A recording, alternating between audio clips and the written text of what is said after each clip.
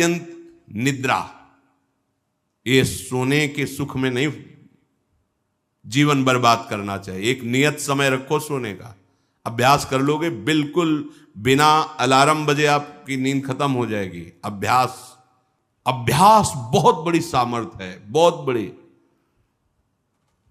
अगर नींद लेने का आपने अभ्यास बना लिया है तो यह आपके जीवन को नष्ट करने का बहुत बड़ा साधन बन गया।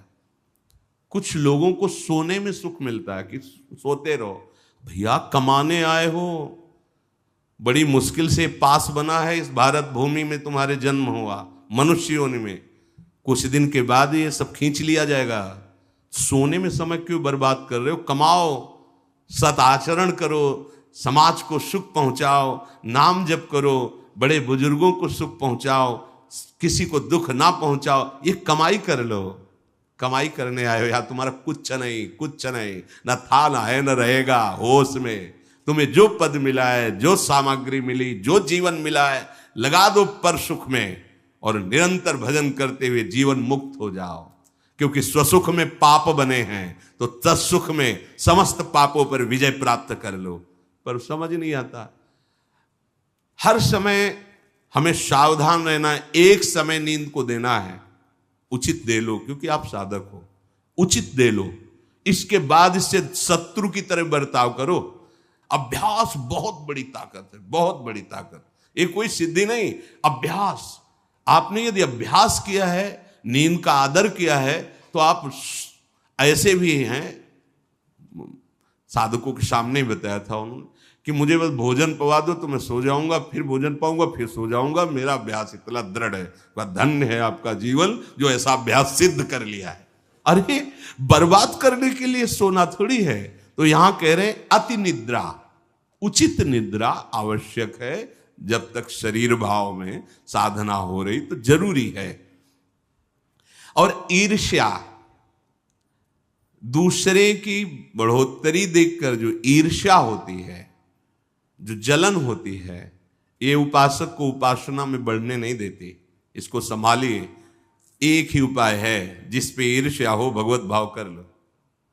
प्रभु मैं आपको जान नहीं पा रहा हूं, फिर भी मेरे अंदर में आपके प्रति, आपके ही प्रति है, क्योंकि आप ही हैं ना। प्रभु मेरा सुधार कर दो, बहुत जल्दी सुधार हो जाएगा। मोह, भले परिवार में रह रहे हो, पर इतनी तो बात समझ लो, ना वो तुम्हारे हैं ना तुम उनके हो। ये तुम्हें समझ में भले ना हो, पर डाल लो। सुत बनितादि जान स्वार्थ रत, ना करू नेह सभी ते, अंत ही तो ही तजेंगे पामर, तू न तजय बहीते। जैसे आप स्टेशन में होते हो तो किसी से मोह थोड़ी करते हो। बैठे हैं सब आसपास, कोई चाय पी रहा है, कोई हंसी मजाक कर रहा है, बातें कर रहे हैं, सब मिलान हो रहा है। गाड़ी आई, किसी से कोई मतलब नहीं, अपनी गाड़ी में।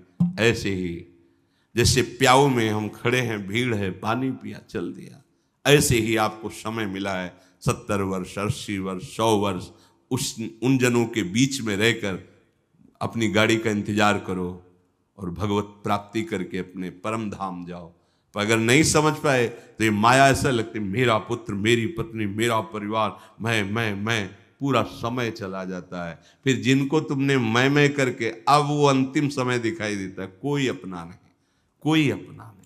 अभी मतलब आप तो अपने ही घेरे में हैं, जैसे अपने लोग भ्रमण किए तो देखा है,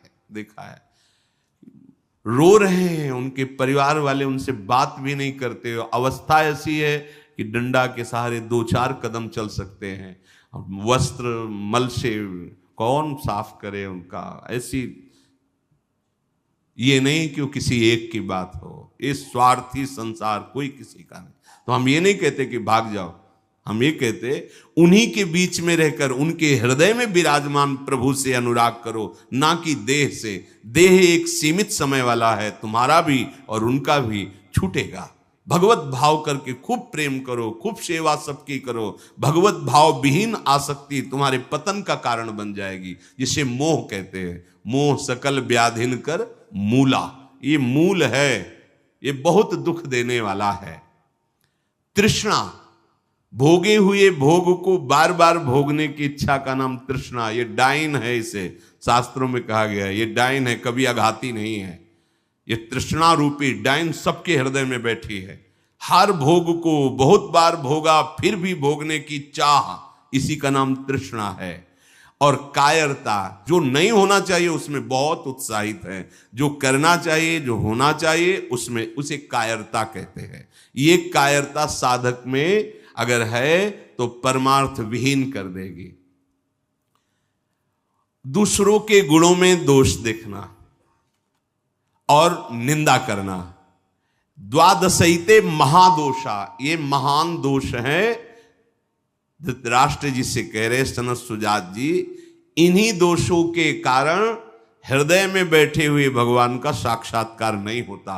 ये प्राणों का नाश करने वाले, ये प्रज्ञा का नाश करने वाले, ज्ञान नेत्रों को ये ढक देने वाले दोष हैं। शोक, क्रोध, लोभ, काम, मान, अत्यंत निद्रा, ईर्ष्या, मोह, तृष्णा, कायरता, गुणों में दोष देखना और निंदा करना, ये 12 महान दोष साधक की साधना का नाश करने वाले हैं। भगवत अनुभव इन्हीं के कारण नहीं हो पाता। भगवान हृदय में है पर हमें अनुभव क्यों नहीं होता? इन 12 दोषों के कारण। राजेंद्र, जो लोलुप पुरुष, क्रूर कर्म करने वाला, कठोर वाणी बोलने वाला, कृपण स्वभाव वाला, मन ही मन दूसरों के प्रति जलने वाला और अपनी प्रशंसा करने वाला है, वो निश्चय ही भगवत मार्ग में नहीं चल पाता है, भगवत मार्ग का वर्ण नहीं कर पाता है। जो संभोग में मन लगाने वाला, हृदय में विषमता रखने वाला, अत्यंत अभिमानी स्वभाव वाला, दान दे करके जलन करने वाला, मैंने क्यों दे दिया, दान देकर जलन करने वाला, आत्म श्लाघा करने वाला और असमर्थ होकर अपनी बड़ाई, लंबी लंबी बातें करने वाला, ऐसा पुरुष भी परमार्थ पर चलने की योग्यता खो देता है। सच्ची हो या झूठी, निंदा करनी ही नहीं है। सद वा परिवादो ब्रह्मणस्य ना सस्यते नरक प्रतिष्ठास्ते वही शूर एवं कुर्वते जनाहा। बोले इसमें क्या, मैंने देखा ऐसा ऐसा ऐसा, तो शास्त्र कह रहा है कि तुम देखो भगवान को, सर्वम खलमिदम ब्रह्म ने नानास्ति किंचित, देखा तुमने? सत्य वस्तु को तो देखा नहीं। तो कह रहे सद वा परिवादो, झूठी हो या सच्ची, किसी की भी निंदा नहीं करनी। बोले हम तो सत्य बोलेंगे, तो सत्य को जाना तुम, सत्य एक है, सच्चिदानंद में है, उसको जाना। अगर उसको नहीं जाना तो तुम झूठे तो हो ही, तुम्हारी हर बात झूठी है। बोले नहीं, हम सत्य बोलते हैं, हमने जो देखा। तुम क्या देखा? जो देखना चाहिए वो देख पाए, जो नहीं देखना चाहिए वो देख पाए, तो तुम तो झूठा देख रहे हो, झूठा बोल रहे हो। सद वा परिवादो, बात सच्ची हो या झूठी, यदि वो किसी की निंदा है तो नहीं करना है। अगर करते हो तो नरक प्रतिष्ठास्ते वही स्यूर एवं कुर्वते जनाहा, निश्चित उसे नरक की प्राप्ति होती। ये सनत सुजात जी महापुरुष बोल रहे हैं। जो बहुत बकवाद करने वाला है, दूसरों के दोषों का वर्णन करने वाला है और धन का दुरुपयोग करने वाला है, प्राणियों को कष्ट पहुंचाने वाला है, ऐसे आचरण वालों को देख करके प्रणाम मन से करके दूरी बनाओ। इनका संग नहीं करना चाहिए। इसलिए वो धन्य है जो सब प्रकार की कुचेष्टाओं का त्याग करके एकांत मन से भगवान श्री हरि की उपासना करते हैं। ना किसी से स्तुति, ना किसी से निंदा, ना किसी से राग, ना किसी से द्वेष। वो महापुरुष बालवत हो जाते हैं, बालवत, निर्विकार, ब्रह्म का साक्षात्कार करके बालवत चेष्टा के द्वारा जीवन व्यतीत करते हैं। वेदों में इसी स्थिति को जीवन मुक्त अवस्था कहते हैं। हे राजन, सच्चिदानंद परब्रह्म की प्राप्ति ही इस जीवन का परम लक्ष्य है। जो इस लक्ष्य को निश्चित करके जो बताए हुए दोष हैं उनका त्याग करके, असाधनों का त्याग करके साधन में स्थित रहता है, निश्चित उसका स्वभाव बालवत। बड़े बड़े महापुरुषों को देख, एकदम निर्विकार, बालवत चेष्टा, बोधवान होते हुए भी अबोधवत चेष्टा। जैसे बच्चा न किसी से राग न किसी से द्वेष, खेल रहे स्वाभाविक। जीवन मुक्त महापुरुष कर्ता और भोक्ता भाव से रहित होते हैं, कोई भी दोष उनका स्पर्श नहीं करता, वो जगत मंगल करते हैं। वही स्थिति अपने को प्राप्त करने का समय दिया गया है। दृढ़ स्थिति प्रभाव नहीं नहीं नहीं, बहुत कृपा से ऐसी ऊंचाई पर आ गए जहां इन द्वंद्वों का प्रवेश नहीं, तो अब फिसलना नहीं, नहीं अब चूक नहीं, हर समय सावधान, सेवा सुमिरन सावधान, हर समय सावधान। एक सेकंड के लिए भी किसी इंद्रिय को छूट नहीं, धोखा पैदा कर देगी, भ्रम पैदा कर देगी, फिर पश्चाताप होगा। लोक चतुर्दश बहुविधि भटक्यो, स्वार्थ लगी मैं हरि बिसरायो।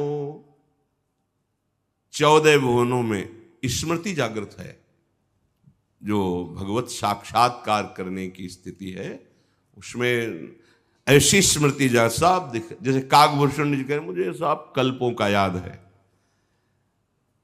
जिस समय अंतिम समय होता है जीव का, या जिस समय गर्भ में होता है, दोनों स्थितियों में, गर्भ में उसे बहुत जन्मों की याद आती है, तो वो व्याकुल हो जाता है। ऐसे ऐसे कर्म उनके परिणाम से इस गर्भ में, एक बार प्रभु एक बार मुझे निकाल दो, मैं जाकर के मानव देह में ऐसे सत्कर्म करूंगा, ऐसा भजन करूंगा कि दोबारा मां के गर्भ में ना आना पड़े। जब अंतिम समय होता है तो जितने इस जन्म में दुष्कर्म या सत्कर्म के सब सामने घेर लेते हैं, बहुत जन्मों के कर्म संस्कार छा जाते हैं, और जो उसको योनि मिलनी होती है वही चित्त अटक जाता है। आगे बहुत सावधान, बहुत सावधान। कह रहे हरिराम व्यास जी, 14 लोकों में घूम कर, मेरी स्मृति इस समय जागृत, 14 लोकों में घूमा हूं, हर जगह सुख भोग की लालसा में हरि का विस्मरण ही होता रहा।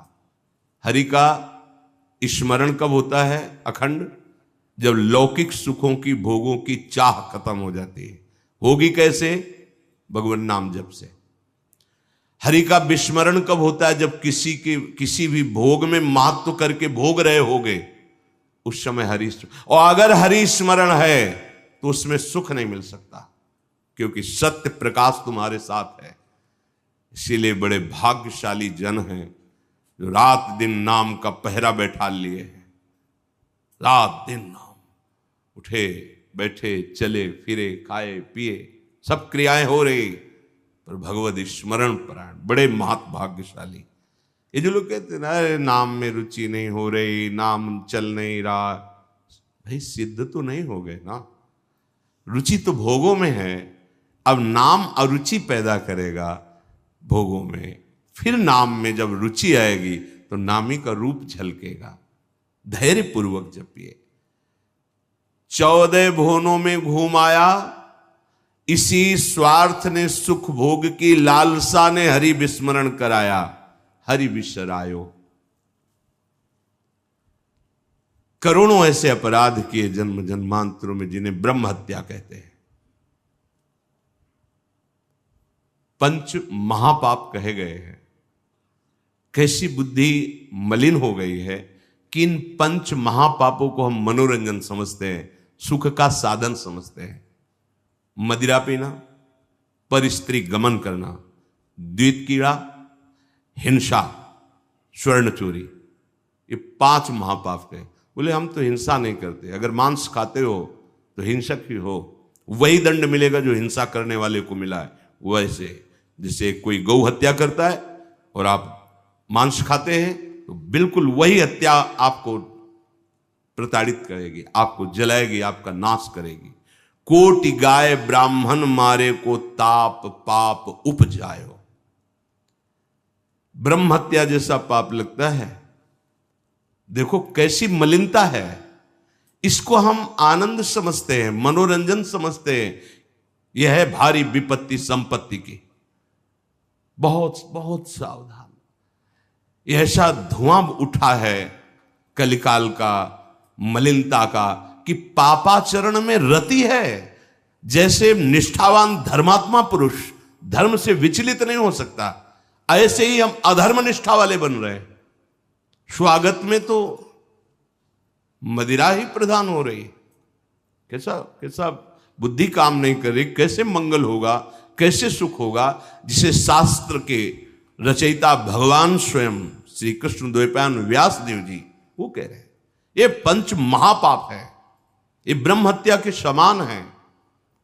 कैसा कैसा मनोरंजन, मित्र मिले क्या स्वागत में मदिरा रखी जाए, और बहुत भाई धनी है ऐश्वर्यवान तो मांस भक्षण और व्यभिचार, मनोरंजन के लिए द्वैत कीड़ा, दूसरों का धन अपहरण करना, हिंसा करना स्वभाव। क्या हो रहा है? बोले पाप ताप उपजायो, भारी ताप। कल जो है किसी को पूरी चमड़ी सड़ रही है, पूरी चमड़ी चिल्ला रहे, पूरी चमड़ी उधेल रही, खून रक्त ऐसे मक्खियां भिन भिना रही।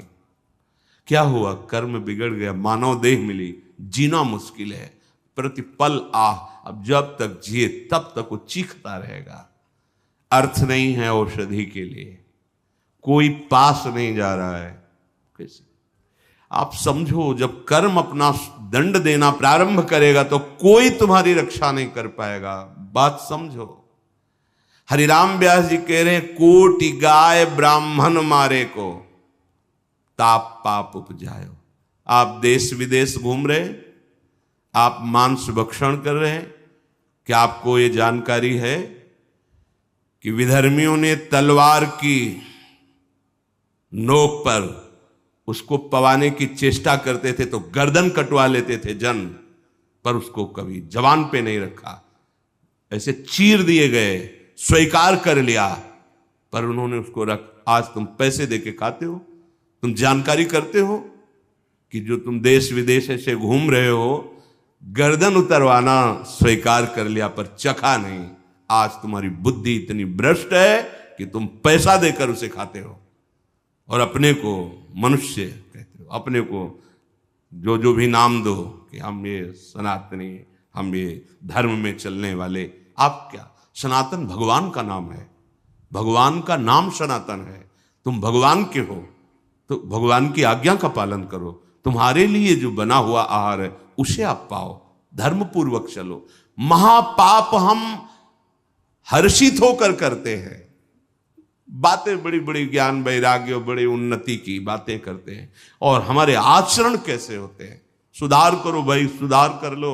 अगर आपको ये मानव देह मिला है तो संभाल कर लो, नहीं कितनी योनियों में भटकना पड़ेगा अभी पता नहीं। अज्ञान के कारण लगता है देख लेंगे, कुछ नहीं, सावधान हो जाओ। यदि आप जिस पशु का मांस खाते हैं उसी पशु की हत्या का आपको पूर्ण दंड मिलेगा। यानी कि मैं खरीद लाता हूं, मैं कोई हत्या तो नहीं करता, लेकिन आप पा रहे हैं ना, तो वही पाप आपको लगेगा, वही कर्ता प्रेरक अनुमोदन। आगे कह रहे हैं कबहू स्वपचु शरीर धर्यो में, चोरी बल उदर बढ़ायो, कबहू कविद्या बाद स्वाद लगी, ब्राह्मण हुए पुजवायो, हरि बिनु छीन ना कहूं सुख पायो। कभी नीच प्रवृत्ति धारण करके, नीच योनि में जन्म लेकर के नाना प्रकार की चोरी कपट छल, बस कैसे पेट भरे। कभी बहुत विद्वान होकर के विद्या के अभिमान में तर्क विवाद करते, प्रकांड पंडित थे, ये जहां भी जाते थे विजयश्री विद्वता से प्राप्त करते थे। तर्क जिह्वा में ऐसी प्रवीणता थी, कोई इनके सामने टिकता नहीं था। तो वहां फिर नमस्कार पूजा सम्मान वाहवाही। कबहू कविद्यावाद स्वाद लगी, ब्राह्मण हुए पुजवायो, जब कोई प्रणाम करता है, नमस्कार करता है, प्रशंसा करता है, अच्छा लगता है। वो अच्छा लगना देह भाव को पुष्ट करके भगवत विस्मृति के गर्त में गिरा देगा। कबहू करंक निशंक भयो, घर घर फिर जूठो खायो। कबहू क सिंहासन पर बैठो, छत्र चौर ढरवायो। कभी तो इतनी गरीबी देखी है, कभी किसी योनि में ये देखा कि राजा बन गया, छत्र चौर बड़ा वैभव, लेकिन उधर गरीबी में भूख से व्याकुल होकर भगवत स्मृति रहित जीवन गया। कभी इतना वैभव कि उसके अभिमान में प्रभु को भूलकर भटकता रहा। ये ऐसी माया है कि जो जहां है उसी में आसक्त है। महाभारत में प्रसंग आता है, भगवान व्यास देव जी जा रहे थे तो एक नाली का कीड़ा निकलकर बड़ी तीव्र गति से मार्ग को लांघ रहा था। वह भाई इतनी रफ्तार से आप जा रहे हो, क्यों, क्या पीड़ा है तुम्हें? वो बोले उस साइड की नाली में मुझे जाना है और भयभीत हूं। क्यों भयभीत? तुम्हें गाड़ी की आवाज नहीं सुनाई दे रही? बैलगाड़ी आ रही, वो हमारे ऊपर चढ़ेगी तो मैं मर जाऊंगा। भगवान व्यासदेव जी सर्व भाषाओं का ज्ञान रखने वाले, उन्होंने कहा तुम्हें इस कीड़े शरीर से इतना प्यार है? अरे ये शरीर नष्ट होगा तो दूसरा शरीर मिल जाएगा। बोले आपको जो व्यास शरीर प्रिय है ना, ये उतना ही हमें ये कीड़े का शरीर प्रिय है। भगवान व्यासदेव जी ने कहा बड़ी भगवान की विचित्र माया है, अब हम तुम्हारा परम कल्याण करेंगे। तुम एक बार मेरे कहने से रुक जाओ, अभी शरीर छूटेगा और तुम सुख को प्राप्त होगे, तुम्हें दुख नहीं मिलेगा शरीर छूटने के समय। स्तब्ध किया उसको, वो गाड़ी आई कुचल के मन। उसका फिर चतुर्वर्ण में जन्म हुआ मनुष्य योनि में। वो जब नवयुवक हुआ तो अपने इन्हीं सब कार्यों में जो चतुर्वर्ण के कार्य उसी में मगन गए भगवान व्यासदेव जी। बड़ा बड़ा प्रसंग है, मुझसे छोटा करके। भाई तुम कौन हो? अपना परिचय। मैं अमुक हूं। नहीं, तुम्हें याद है? अब स्मृति जागृत हुई। हाँ मैं वही कीड़ा हूं जो आपसे, तो देखो तुम फंस गए ना फिर यहां। जैसे तुम्हें कीड़े का शरीर प्रिय था, ऐसे तुम ये इस शरीर में। नहीं, इसको भी छोड़ो। भगवान व्यासदेव जी ने वो शरीर छुड़वाया। क्रम से वो प्रथम वर्ण में जब उस ऐसे राजा बना, तृतीय वर्ण,